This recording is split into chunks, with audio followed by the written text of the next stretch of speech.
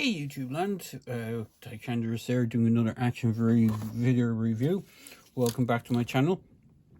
And today we're having a look at the Joytoy Warhammer 40,000 1/18 scale Tau Empire Fire Warrior team. So I'm going to do the box first because it's a fairly big box and it's a bit extensive. Well, it's not super extensive, but we'll just go through the packaging. But you can see it has the newer style layout with the white and dark and the Warhammer 40,000 logo on it. You have the Emperor sitting on his golden throne image there behind him.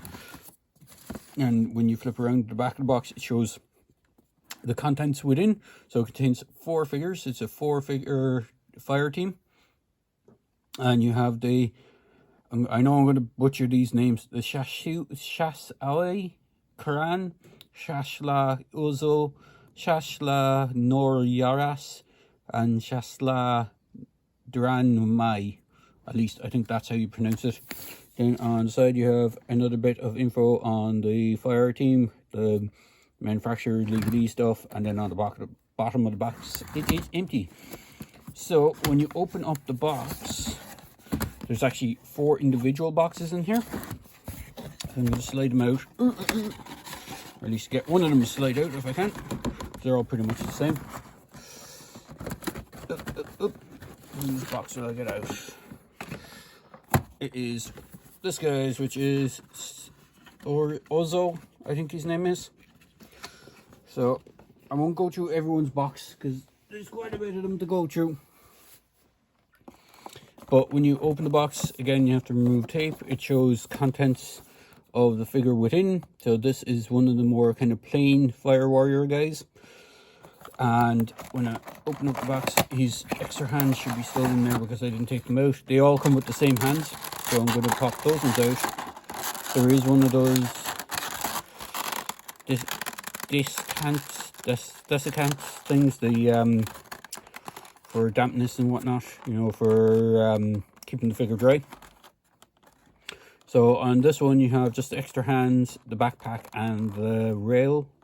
It's the rail rifle, gas. You know, it's not gas, it's the rail rifle, because they have the carbine and rail rifle as their weaponry. So I think, is it Gauss rail rifle? I don't think it is.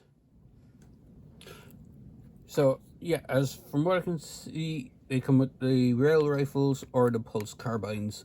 They're the 2 kind of standard weaponry for the Tau Fire Warriors. So I'm going to do is just move the box over to the side here, out of the way. As I said, all the boxes are the same. It just, depending on which figure you get, it just depicts which figure you get, obviously, and it depends on accessories. So we'll bring in all the fire team for this set. I'll just bring them in. So you got 2 rail rifles and 2 with the pulse carbines. I'm not sure which faction they're done in. I remember the original, when they first released the Tau Empire way back on, the color scheme was a more tan kind of color with browns. So I'm not sure which cast these guys are from. They're like, each Tau Empire, or each Tau faction is called a cast, and I don't know which version of the casts these are from. I've seen people customize these guys into their own versions of their own troops. So since they have a white base, it's actually quite easy to do that compared to anything with a darker color. So if you wanted to repaint them yellows and stuff like that, you could probably put washes over them, make them look yellow more than the white that they come in, and the white with red. So as I said, I don't know the different casts for these guys, but they all have pretty much the similar basic standard setup. So we'll go through one of the most basic guys, which is this one, which is if I get his name on the back of the box, he is Dran Mai, I believe. I could be butchering that name, but I'll pop him front and center, and we'll just drop down my camera a bit so you can see him a little bit easier. Bear with me a moment.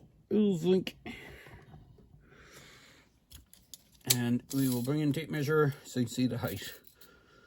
So to the tallest part of this guy, which is probably just the top of the helmet, even though it's probably the earpiece on the helmet, they do stand around a little around 4¼ inches tall, so they are a little tall. They're not, as far as I always thought, the tower was supposed to be human scale. And if we bring in a human 4 scale, which is their version of the Imperial Guard, so you can see they do stand kind of close to Imperial Guard. And we do stand quite nicely to the Adapta Serratus. So they do stand quite nicely with that. And then just for a Marine, I know he's a bit chunkier and bigger. Here's the Gravis Armor Captain, so you can see, you know, a Marine, Space Marine will, or Primaris Marine will stand tower over one of these poor little guys, because the common running joke is Tau can't beat their way out of a wet paper bag because they're so weak in close combat, which is hilarious because one of them actually comes with a knife. I think it's more supposed to be ceremonial knife than anything else, which is this guy. This is the squad leader. They don't knock everything over in the meantime. He does come with a knife of some kind. I think it's called a bonding knife. So it's supposed to be sort of like a ceremonial knife, if I remember correctly.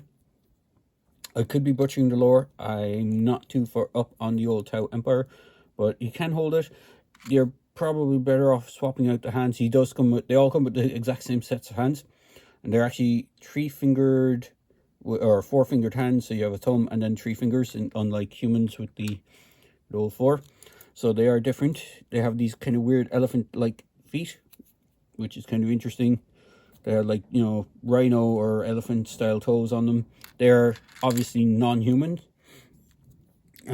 which is depicted in the fact that one of them has no helmet, which is a shame because I was hoping, it's not a shame that he doesn't come with a helmet, but I was kind of hoping that as an alternate thing you get an extra helmet for him, so you can just have the full team with the actual helmets on, or the one guy without. I would have thought the guy without the helmet would have been the leader guy. They would have packed it in for him, but they didn't.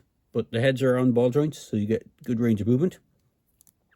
These shoulder guards are actually attached with a kind of a rubber piece underneath. I'm not sure if you can see that, but you just have to be careful with these because they do tend to move around at the shoulder, but they do get in the way of the articulation, especially for the left hand.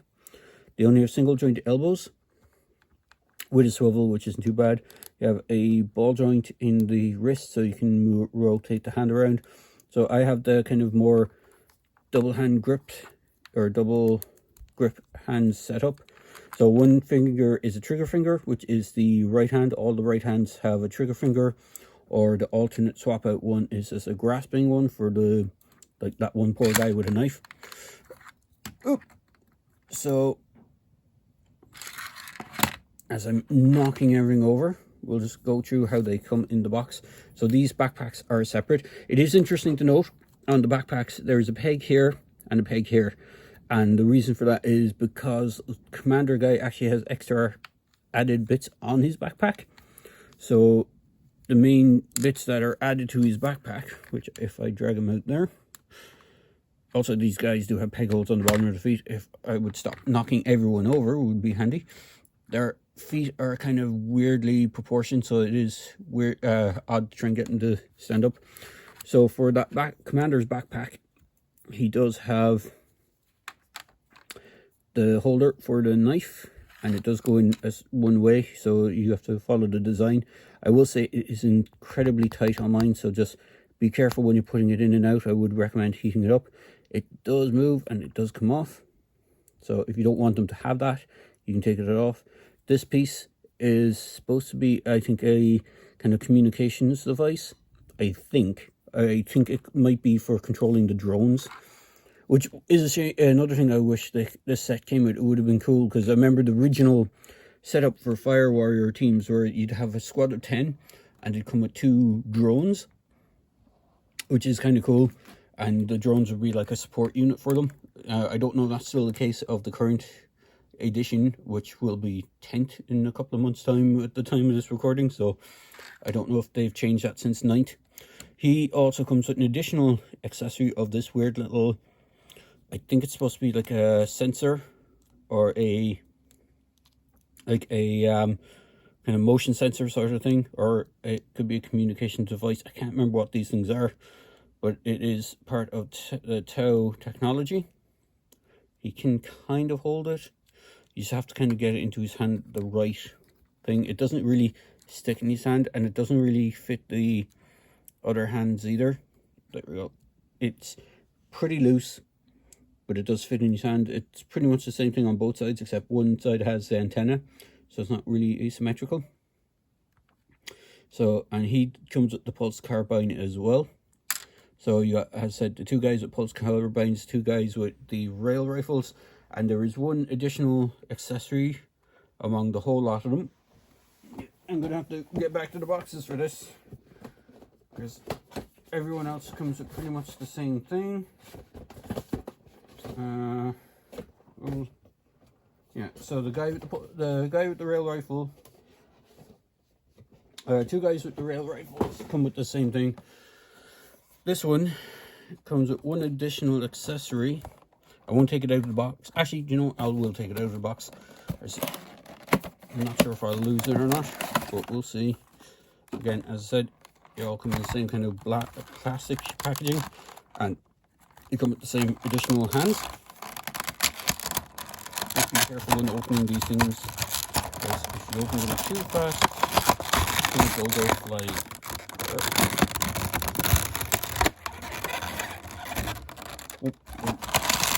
I'm not going to take these additional hands out, so I don't want to lose them. But they all, as I said, they all come with the same additional hands. There's no difference in them. So he comes with this thing, and he is one of the guys with the pulse carbines. So I am not sure if this is supposed to be a magazine for the pulse carbine, because it doesn't look like it sticks anywhere, unless it's supposed to go in the back piece here. It doesn't look like these things have any magazine on them, but you can see it is the same thing that's on the back of these guys. It's supposed to be this doohickey, or whatever you want to call it. It kind of looks like a magazine clip. I don't know what it is, but he does come with one, whatever it is. I'm sure someone in the comments hopefully will ID it for me, but it looks sort of like it is a magazine of some sort, but like the guns themselves do not look like you have anywhere to put it. It doesn't match up any of the coloring on the guns, unless it goes up here at the front and it fires it out. I don't know. But all in all the pulse rifles are the same. There's no difference. There is markings on the side of the helmets. Again, I think it's to do with the different tribe caste thing that they're from. These pulse rifles are quite nicely done. They have weathering on them as well, so they're not just pure white. And there's no moving parts, and it looks like it's all one sculpt. I think these might be glued on the sights, because it looks like the exact same sights that are on the rifles as that are on the pulse carbines. Pulse carbines are done in the exact same paint scheme as the rifles, so there's no difference there. And we'll go down with the rest of the rundown on the articulation, because I kind of skipped over that. So as the head is on a ball joint. You got an upper diaphragm joint. You got a waist swivel, which is quite tight on these guys. You have the shoulders can go out that much. They are hindered by the shoulder pad, which is weird because this one is a little bit more hindered than the one with the floppy shoulder pad. You can move the arms around, but I wouldn't suggest doing 360 with the left because of this thing. You can do 360 with the right arm if you want. You have the single jointed elbow with the swivel. You have the ball joint in the wrist and swivel in the wrist. These knee pads are a separate piece as indicated on the box, but I'm not sure how you would remove them without disassembling the figure. It doesn't seem to be any way of doing that, and I don't know if they are intended to be removed, in the sense that like most Tau characters or Tau troopers have these on them anyway. It's not something that they generally remove. You have double jointed knees, which can kick their own butt, which is quite cool. You have a thigh swivel hidden behind that plate, that armor plate. You have kind of weird hinges in the feet, or in the ankles. So there is a rocker, and there is that hinge forward and back. I don't know if that hinge actually rotates. It looks like it should. So it looks like you should be able to rotate the hinge with the foot, but so far I haven't managed to do it with mine. They can kick forward only that much. They don't get great range of movement on the kicking forward unless you move the knee plate out of the way. So these belts have a slightly rubbery bit to them, but they're not overly rubbery. And then there is the backpack, as I said, which is a removable piece. These pockets on the back are a separate piece, but they're not intended to be removed either. So, and whatever that other gizmo is, that is there as well. They are very nicely painted. They have the same weathering as the weaponry. So this kind of bone white armor with shading, but it also has wear and tear on it, which makes it look really, really good. It has they have red on the center. They have these very nice, almost chrome lenses. It's metallic blue for the kind of sensors or whatever you would call them. It's definitely the eyepieces on the front of the helmets anyway, and on the guns. Then you have the red for the cast, with the exception of the squad leader, who has the red on the outside of this, and then the whole black version of this Tau Empire symbol. He also has a few different paint apps in the sense that he has his comlink thing on his helmet is, or whatever these antenna on the helmets are, is done in red, and he doesn't have too much in the way of different markings, but you can tell that he's supposed to be the squad leader because he has the shoulder pad thing and the comlink, and he has all the extra gear that the kind of squad leaders come with. So he is pretty cool. As I said, the rest of the guys are all pretty much standard. They all come with the same gear, same lookout, with the exception of the guy without the helmet. I suppose the reason they only gave you one guy without the helmet is because it makes them all look a little bit different, and they're not all wearing the same stuff, because weaponry is different and accessories are slightly different. But other than that, they're pretty much a squad of the same guys, which is exactly how they should be. When you're, you know, having a uniformed army, they all should look at least somewhat similar, with maybe some exceptions, which is exactly how these guys are portrayed. And we'll bring back in good old Adapta Serratus, or Soriatus, or whichever way you want to pronounce it. I pronounce it Serratus. So you have the Sister of Battle, my one and only Krieg soldier. I don't have any of the orcs. I really need to get some of the orcs.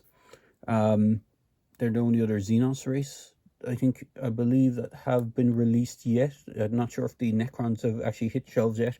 So as for Xenos stuff, there you have Tau, Necrons, and orcs. And supposedly rumors is there will be Tyranids on the way. If that is something that will be coming, I will be super excited. Bringing back in Mr. Gravis, armor guy. And then for people that are supposed to be human and 118 scale, or a little bit taller, a little bit shorter, here is Laura Dern from the last Jurassic World film. Was it Dominion? And bring in Penguin from the Spin Masters line. So these are 3 3/4 inch, these are 4 inch, so they do kind of, there's a slight height difference between a lot of them, but all in all, they are a really cool set of troops. I picked these guys up from Big Bad Toy Store. They should be available in most places that are retailing the actual Warhammer 40,000 Joytoy line at the time of this recording. And if not, you may have to go the third-party seller route. We'll bring in one other guy. This is the Mattel Two-Face from the, whatchamacallit, the Mattel DC Multiverse line, which predates the Spin Master stuff, and it was before McFarlane took over the license from Mattel. So there was a smaller line in that as well.